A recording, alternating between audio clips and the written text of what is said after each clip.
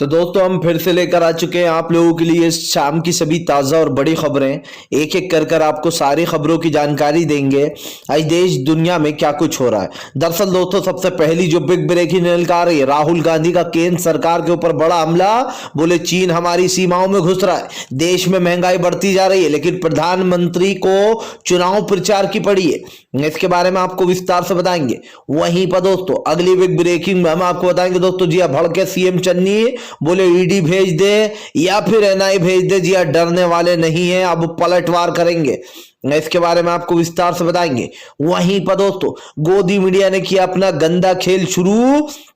Thumbnail बना बनाकर दोस्तों मुसलमानों को किया जा रहा है बदनाम और कहा जा रहा है कि हिंदुत्व के खिलाफ टूल किट। अब आप समझिए दोस्तों, इसके बारे में आपको बताएंगे कैसे जमकर घिर गई है न्यूज 18। वहीं पर दोस्तों अगली बिग ब्रेकिंग में हम आपको बताएंगे दोस्तों, जी दरअसल आपको बता दें अखिलेश यादव का बड़ा ऐलान। बोले हमसे ज्यादा हमारे परिवार की चिंता बीजेपी को करती रहे, चुनाव तो हम ही जीतने वाले हैं। इसके बारे में आपको विस्तार से बताएंगे। वहीं पर दोस्तों अगली बिग ब्रेकिंग में हम आपको बताएंगे दोस्तों, जी हाँ, महाराष्ट्र में भारतीय जनता पार्टी का सुपड़ा पूरी तरीके से साफ। राहुल गांधी के महागठबंधन ने कर डाला पूरी तरीके से सुपड़ा साफ। इसके बारे में बताएंगे कैसे महाराष्ट्र में शिवसेना, एनसीपी और कांग्रेस की जीत हुई है।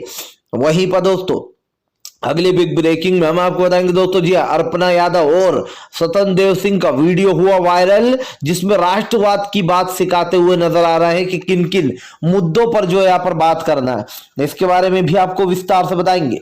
वहीं पर दोस्तों अगली बिग ब्रेकिंग में हम आपको बताएंगे दोस्तों, जी दरअसल आपको बता दें गोदी पत्रकार, जी दोस्तों, नविका की स्वामी प्रसाद मौर्य ने उखाड़ी बक्खड़। बोले तुम्हारे को भी टिकट दिला सकता हूं मैं, जी हाँ, भरे मंच पर बेइज्जत कर डाला।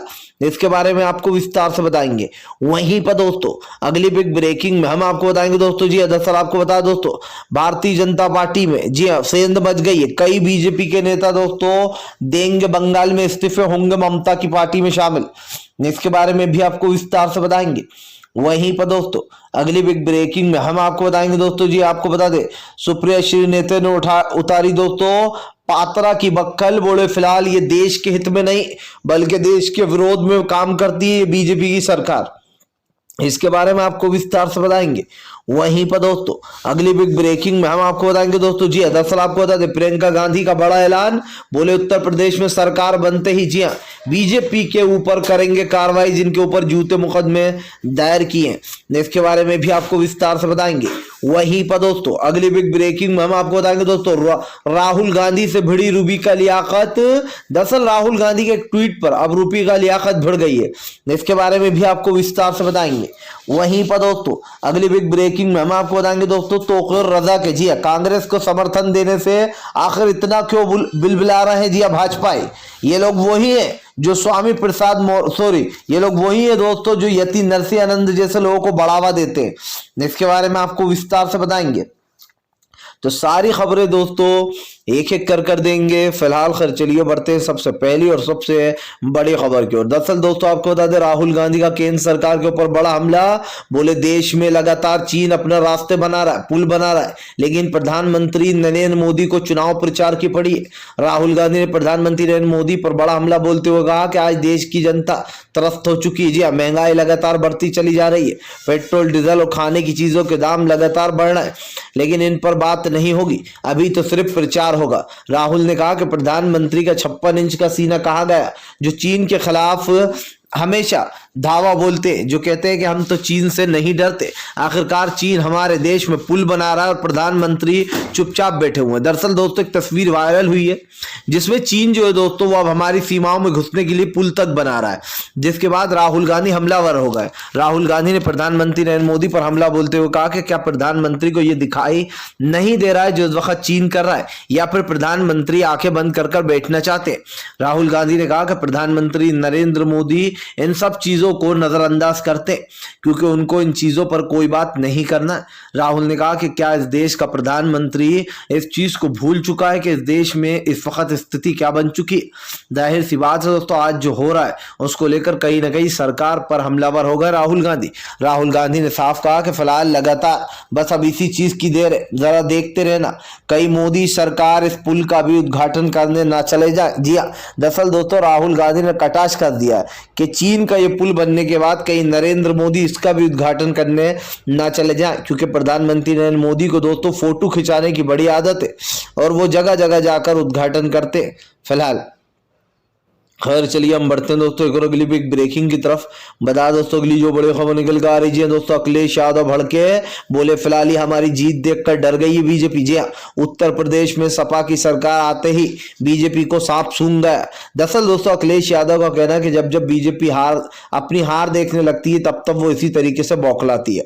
अखिलेश यादव ने कहा कि इस बार उत्तर प्रदेश में हमारी सरकार आने वाली है और हमारी सरकार आते ही इन सबका इलाज कर दिया जाएगा। अखिलेश ने कहा कि फिलहाल हमारे परिवार से ज्यादा हमारे परिवार की चिंता इनको है। दरअसल हमने जिन लोगों को टिकट नहीं दिया बेईपी उन लोगों को टिकट दे रही है। जाहिर सी बात है दोस्तों, अपर्णा यादव जो है वो यादव परिवार की बहू है, यानी कि मुलायम सिंह यादव के दूसरी पत्नी के बेटे की पत्नी।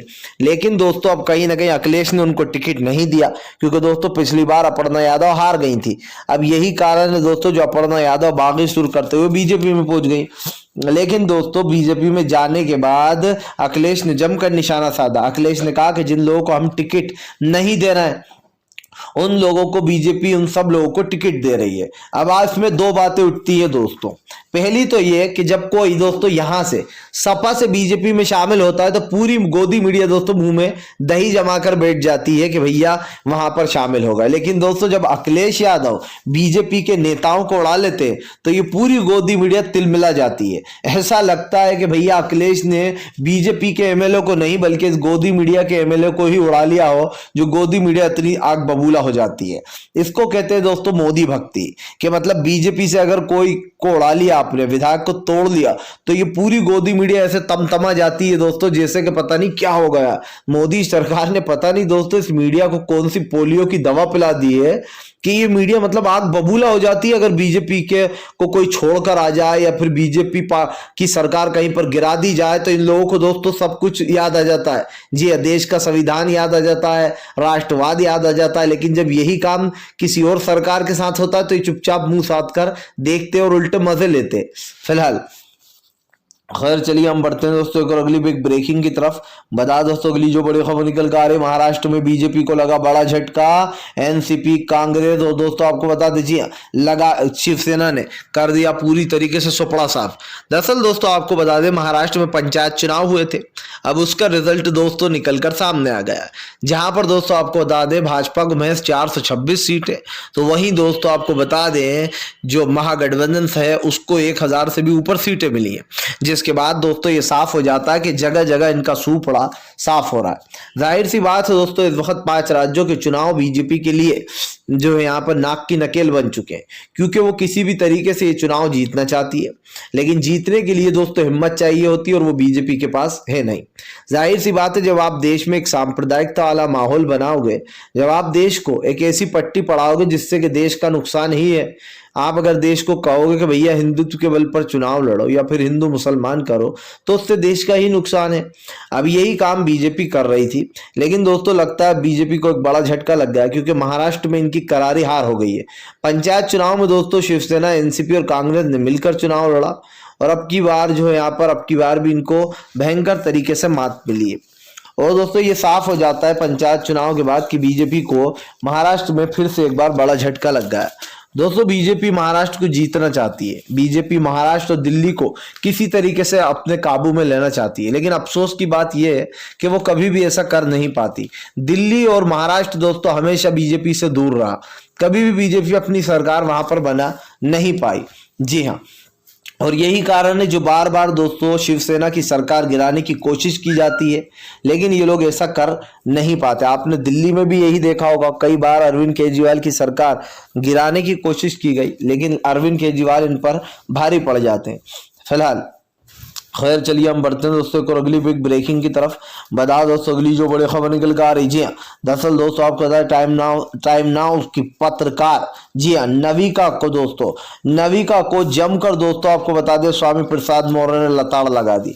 दोस्तों आपको बताता चलूं ये नविका वही है टाइम्स नाउ की पत्रकार जिसने राहुल गांधी को लाइव में गाली दे डाली थी, जिसके बाद ये माफी मांग रही थी और कही थी कि फ्लोर में मुझसे वो वर्ड निकल गया।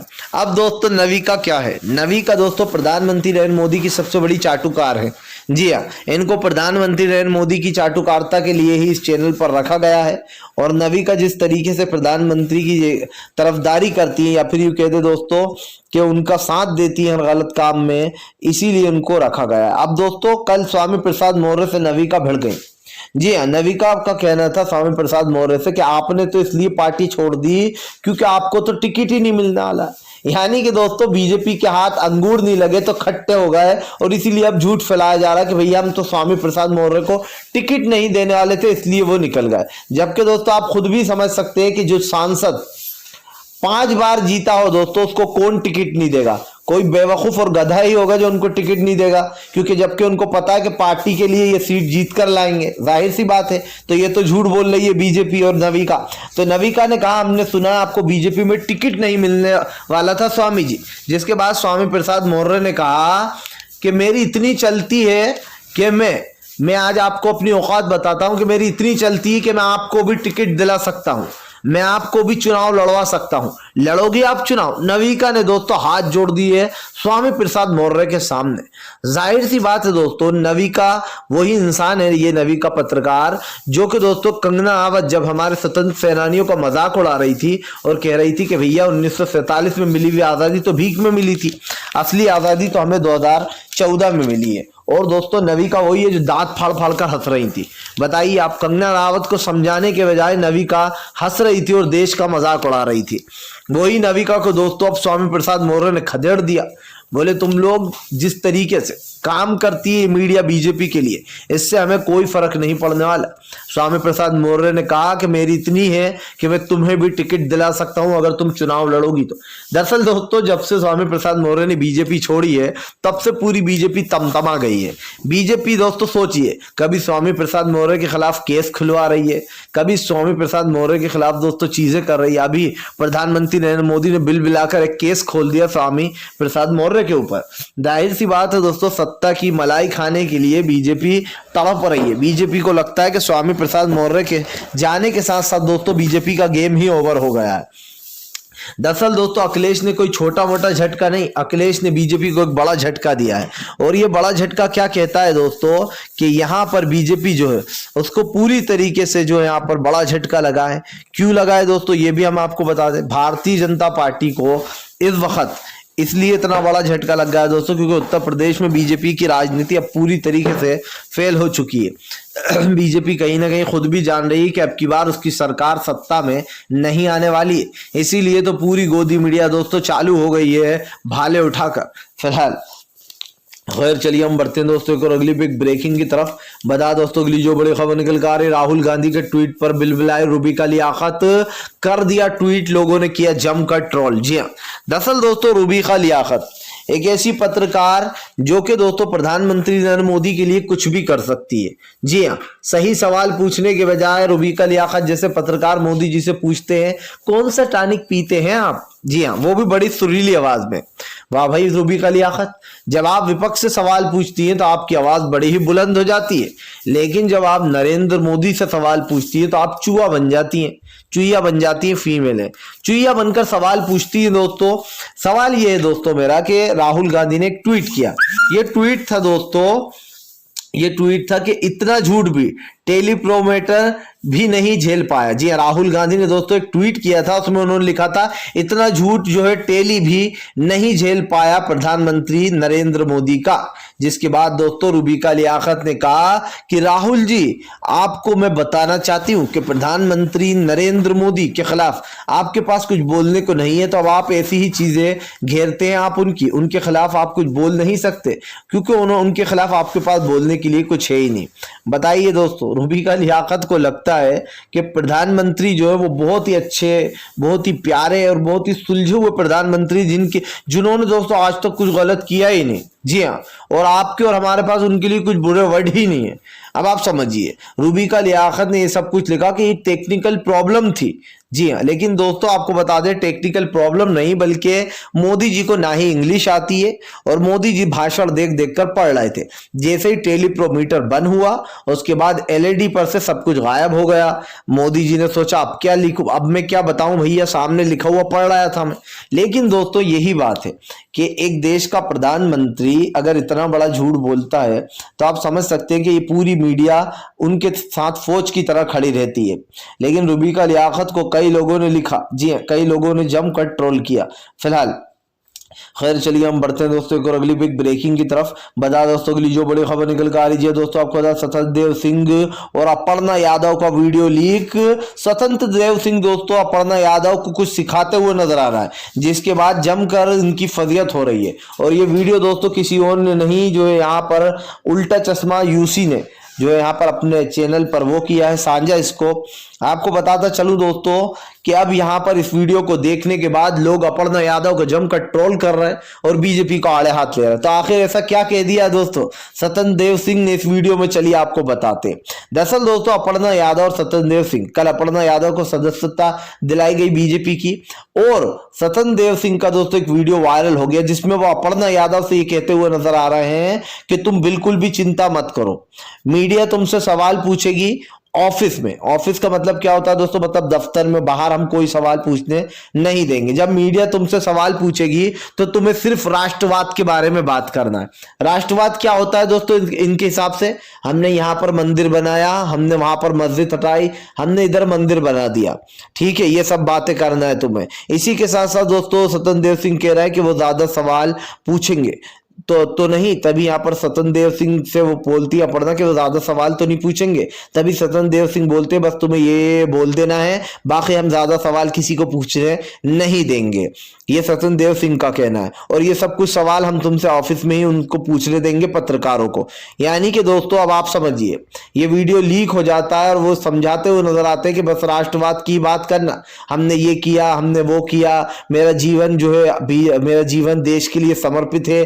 जैसे फिल्मों में दोस्तों इनकी पोल खुलती है, सेम टू सेम ये वैसा ही वीडियो है कि भैया ये बोल देना। अब बीजेपी ये भी तय करेगी दोस्तों इनको क्या पहनना चाहिए, कैसी माथे पे टीकी लगाना चाहिए, क्या पहनावा होना चाहिए, क्योंकि भाई बीजेपी जो है वो पूरी एक कोरियोग्राफर भी है। जी हाँ, इनका पार्ट टाइम बिजनेस यही है कि ये कोरियोग्राफर भी है, ये सेट करते हैं किसको कैसे रहना चाहिए। फिलहाल खैर चलिए हम बढ़ते हैं दोस्तों एक अगली बिग ब्रेकिंग की तरफ। बता दोस्तों के लिए जो बड़ी खबर निकल कर आ रही है दोस्तों, आपको बता चन्नी ने बोला भाजपा पर बड़ा हमला। बोले फिलहाल दिल्ली में बैठे वो लोग पंजाब को डराने की कोशिश कर रहा है। पंजाब किसी से नहीं डरता, जी हाँ, पंजाब में शेर है और शेर कभी किसी से डरते नहीं। दरअसल दोस्तों आपको बता दें, जब से ईडी के छापेमारी हुई तब से चन्नी बीजेपी के ऊपर हमलावर होगा। जी हाँ, आपको बता दें दोस्तों चन्नी ने बीजेपी पर हमला बोलते हुए कहा कि फिलहाल बीजेपी को लगता है वो हमें डरा धमकाकर चुप करा देगी, लेकिन हम डरने और धमकने वालों में से नहीं है, ना ही हम डरने वाले हैं, ना ही धमकने वाले। आपको बता दूं दोस्तों यहाँ पर सीधा सीधा बोलते हुए नजर आए हैं जो है कि अब हम चुपचाप बैठने वालों में से भी नहीं है। दोस्तों जिस तरीके से ये सब कुछ हो रहा है पंजाब में, ये आपके सामने पंजाब सरकार के ऊपर ईडी के छापे पड़वाए जा रहे हैं, पंजाब को बदनाम किया जा रहा है, जिसके बाद सीएम चन्नी ने कहा कि फिलहाल पंजाब को बदनाम करने की बीजेपी की ये जो साजिश है इसको पूरा नहीं होने देंगे। जाहिर सी बात है दोस्तों, देश में एक सांप्रदायिकता वाला माहौल बनाया जा रहा है, जिस माहौल से आप और हम भी पीछे हट जाए, किनारा कर ले, वही चीजें की जा रही हैं। फिलहाल खैर चलिए हम बढ़ते हैं दोस्तों एक और अगली बिग ब्रेकिंग की तरफ। बता दोस्तों के लिए जो बड़ी खबर निकल कर आ रही है, दरअसल दोस्तों आपको बता दे पूरी तरीके से पकड़ा गया दोस्तों। जी आपको बता दें, आज तक चैनल सुप्रिया श्रीनेते ने उड़ा दी इनकी जमकर बखिया उधेड़ दिए। दरअसल दोस्तों आज तक पर एक डिबेट हो रही थी जिसमें दोस्तों फिर से एक बार संबित पात्रा को सुप्रिया श्रीनेते ने धो डाला है। पूरा मामला क्या है दोस्तों, तौकीर रजा को जिस तरीके से कांग्रेस में शामिल हुए और जिस तरीके से तौकीर रजा ने दोस्तों कांग्रेस को अपना समर्थन दे दिया है, भाजपाइयों को आग लग गई है। इनका कहना है कि फिलहाल बीजेपी कांग्रेस उन लोगों को बढ़ावा दे रही जो लोग हेट स्पीच दे रहे हैं। अब आप बताइए दोस्तों, तौकीर रजा के बयान में कोई भी एक ऐसा वर्ड जिसमें वो कोई ऐसा विवादित बयान देते हुए नजर आ रहा हूं। अगर ये लोग दोस्तों यति नरसिंहानंद पर बात करते तो खुद ही गिर जाते, अगर ये कालीचरण पर बात करते तो खुद ही गिर जाते, क्योंकि ये वही लोग हैं दोस्तों जिन्होंने पिछले 3 हफ्तों से यति नरसिंहानंद पर कोई कार्रवाई नहीं की। चलिए 3 हफ्ते तो अभी की बात कर रहा हूं, 1 साल से यति नरसिंहानंद दोस्तों मुस्लिम हिंदुओं के बारे में, मुस्लिम और हिंदू भाइयों के बारे में अपशब्द बोल रहा है, गंदी बातें बोल रहा है हिंदू महिलाओं बहनों के बारे में, लेकिन इसके ऊपर कोई कार्रवाई नहीं होती। मुस्लिम बहनों के बारे में अपशब्द बोल रहा है लेकिन इसके ऊपर कोई कार्रवाई नहीं होती। तो बीजेपी जो कहती है वो करती नहीं है। अगर आपको वीडियो अच्छा लगा हो तो इस वीडियो को लाइक करें, चैनल पर पहली बार आए सब्सक्राइब करें, पास में एक घंटी आएगी उसको भी दबा लें ताकि हमारे हर वीडियो की जो अपडेट है दोस्तों वो आपको मिल पाए और आप सच्ची खबरों से जुड़े रहें।